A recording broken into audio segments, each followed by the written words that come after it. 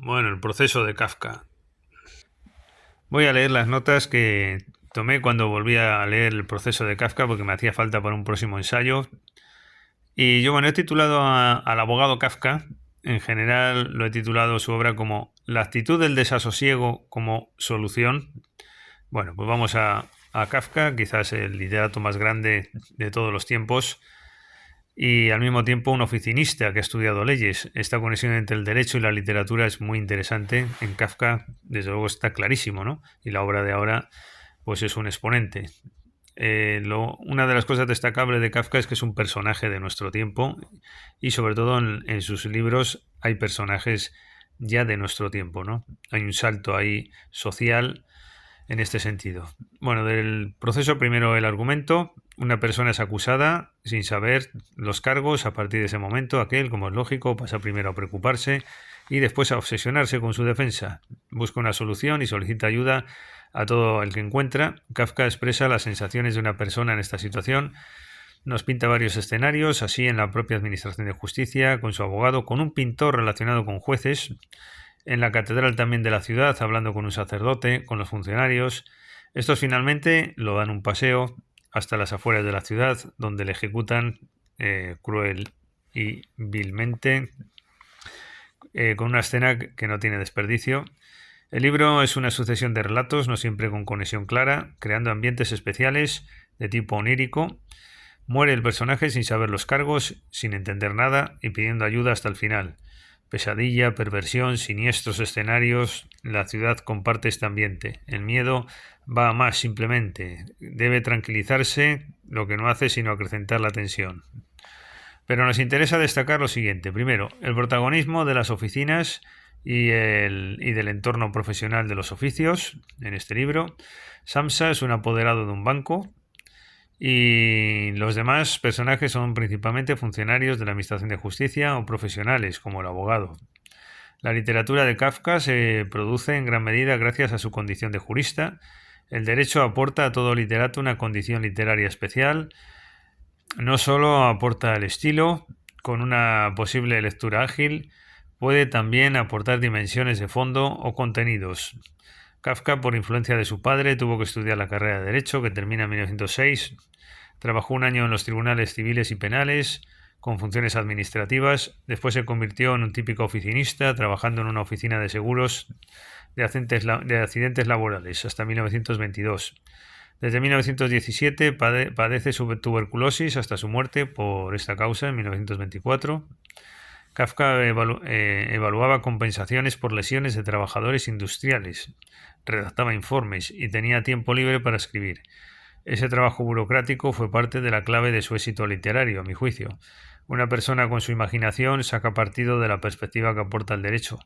A veces por su pura animalidad, a veces por su pura animalidad inevitable. El derecho tiene un poco esos rasgos. Es que te acaba convirtiendo en ello aunque no lo quieras, vamos.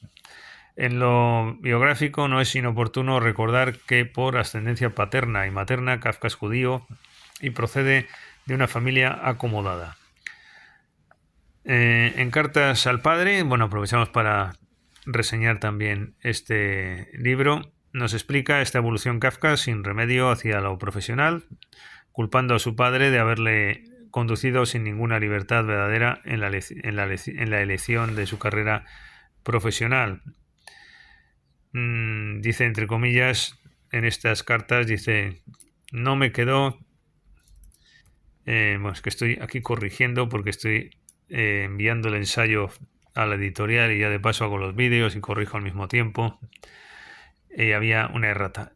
Bueno, decíamos que no me quedó otra alternativa que estudiar jurisprudencia, dice Kafka, y después tener la profesión de empleado. Segundo, destaco también la primacía de lo formal sobre los propios contenidos. Ni siquiera se conoce el contenido de la acusación en el proceso. La defensa quiere basarla al protagonista escribiendo su vida pasada y esmerando su actuación. La acusación sigue hasta el final sin conocerse su contenido, y cuando aquel habla con los demás personajes, los entendidos, abogados, jueces, funcionarios, no entran en contenidos.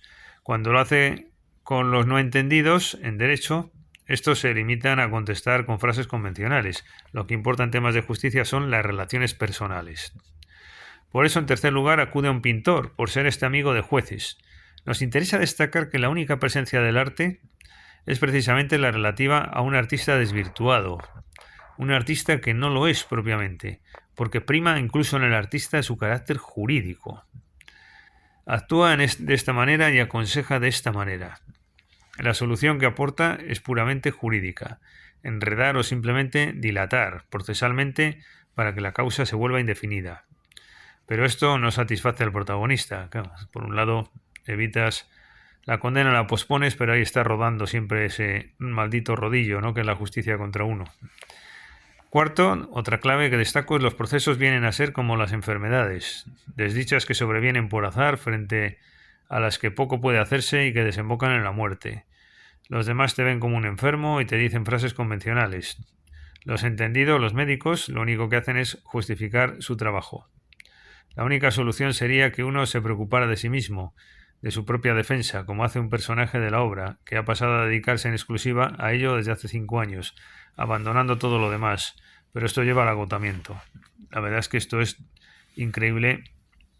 Qué realidad, qué bien descrito, ¿no? Quinto, otra clave en relación con el derrotismo. Es un tema que nos interesa mucho, esto del derrotismo relacionado con el decadentismo. Tenemos ahí a Carosa, que era un derrotista, mucha gente interesante escribiendo sobre esto. Bueno, pues observamos que a diferencia de otros autores, en Kafka ni siquiera se plantea una posible solución que finalmente deviene imposible. En este sentido, el proceso no es realmente derrotismo, es más bien ausencia ab initio de solución. Es verdad, yo creo que es que ni siquiera es derrotista, ¿no? No es como Thomas Mann o incluso Spengler, diríamos, ¿no? Ya es un derrotismo extremo. Pero aquí no, aquí es que ab initio es que no hay solución, es una condena inicial. El derrotismo plantea y desea una solución que finalmente no es posible, por los mayores inconvenientes que plantea aquella respecto de esa otra solución que dista de ser solución, pero que tiene mayores ventajas. Sin embargo, con Kafka ni siquiera se plantea eso. Bueno, pues dejamos referencia de este libro. Hasta el próximo vídeo.